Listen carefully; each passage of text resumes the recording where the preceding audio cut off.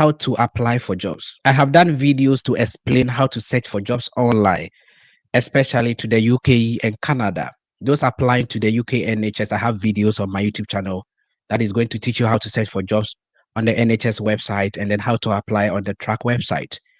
And then those applying to Canada, we are always on the job bank. We have a lot of websites like Indeed, Jora, Monster, but I do not teach on those websites because it is not monitored by the government. Now, in Canada, they have a professional website that all employers who want to recruit from outside the country, that is, they need a sponsor license to issue the LMI, that is the visa sponsorship. LMI means Labor Market Impact Assessment. It is a program designed for employers in Canada to be able to recruit from outside Canada. And so, if you are not in Canada, and then you need a work permit, employers who can sponsor you, they are going to give you something we call the LMIA. So on Job Bank, if you are outside Canada, you are not going there to apply the job.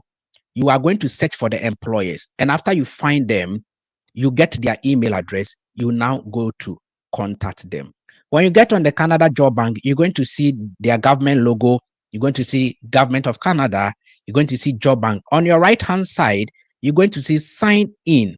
Creating an account gives you certain benefits. That is, if you are not applying for the jobs today, it helps you to shortlist about 100 employers, or let's say 200 employers, so that another time when you come, you don't waste your time to search for them. But if you are going to apply directly, you don't need to sign in. When you click on the sign in, they're going to ask you whether you want to sign in as a job seeker or as an employer. That means employers also create a job bank account, and then job seekers like you and me, we also create a job bank account. Now, let us look at a job role like administrative assistant. So we search for administrative assistant, and then we've gotten 1,401. So the keyword is the actual work you want to do. You enter it over there, then you click on the search. It is going to search and tell you the number of results. We can't apply for every job. We need to filter. On the left-hand side, we have intended applicants. Intended applicants, you are going to click on Canadians and international candidates. Then you come here, Labor Market Impact Assessment, LMIA. They have pending LMIA to be 9, then approved LMIA to be 0. Hours of work, they have full-time and part-time.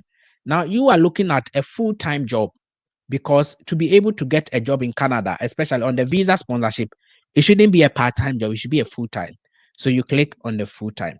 That is enough for you. So the hours of work full-time, Canadians and international candidate, and sometimes you do click on the pending LMI and then approved. But since the approved is 0, you just have to leave that part. Then now you can see that they have 9 results. That means only 9 employers are ready for you now. So out of the 1,400, we've gotten only 9. Now we look at this company, administrative assistant. When you come on Job Bank, you are looking at about 4 things that you need to consider. 1, the salary. Is the salary okay for you? And the hours per week. They need 1 person. You look at the number of vacancy. If they need 1 vacancy, 1 person, it means it's very competitive. Now it is written over here that the employer couldn't find any Canadian worker for the job. That is why they are looking for somebody from outside Canada. So pending LMI means the employer could not find anybody in Canada that is a Canadian worker for the job. So they have applied for the LMI to hire what? A foreign worker. Now, how do you demonstrate English? It's your WASI. If you have a good WAEC resource, they're going to accept it. English proficiency letter from your college, those having diploma, degree, masters. You can take English proficiency letter from your school, and then they're going to accept. Now, another thing you have to consider on the portal is responsibilities. And they want to see some of the responsibilities on your resume. And that is what we call the ATS, the applicant tracking system. I've got a lot of people who have written their resume, very nice resume, but they didn't consider the ATS, the applicant tracking system, because the employers don't have time to look through your resume. They are using a software to track certain keywords on your resume to make sure that it meets what they want. Now you click show how to apply. If you are not in Canada, you cannot apply direct. So what you can do is to apply using the email. You copy the email address.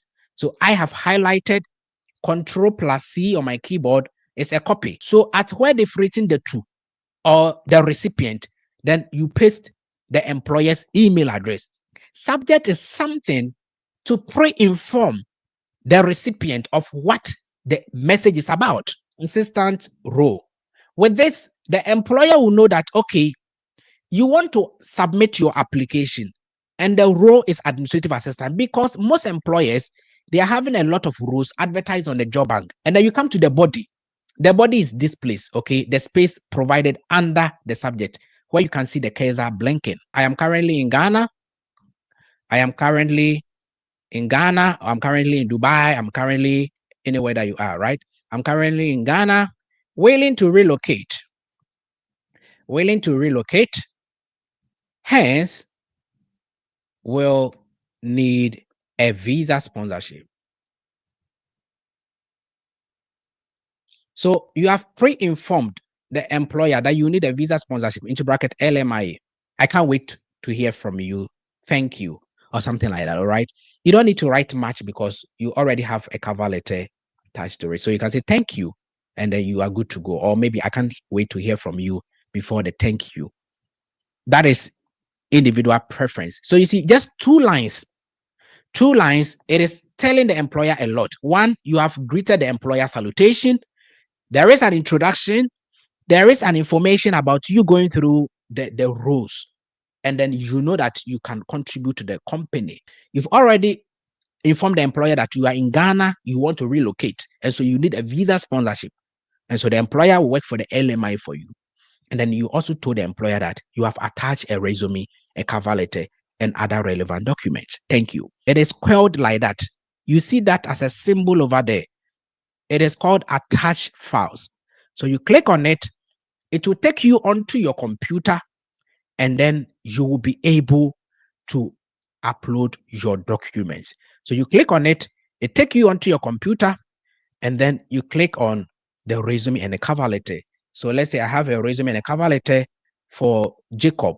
So you see that I've uploaded Jacob's resume and cover letter. Okay, so that is the cover letter, PDF, and the resume. Okay, now the resume, when you are uploading the resume, make sure that it is a PDF and not a document. Okay, now after that, you click send.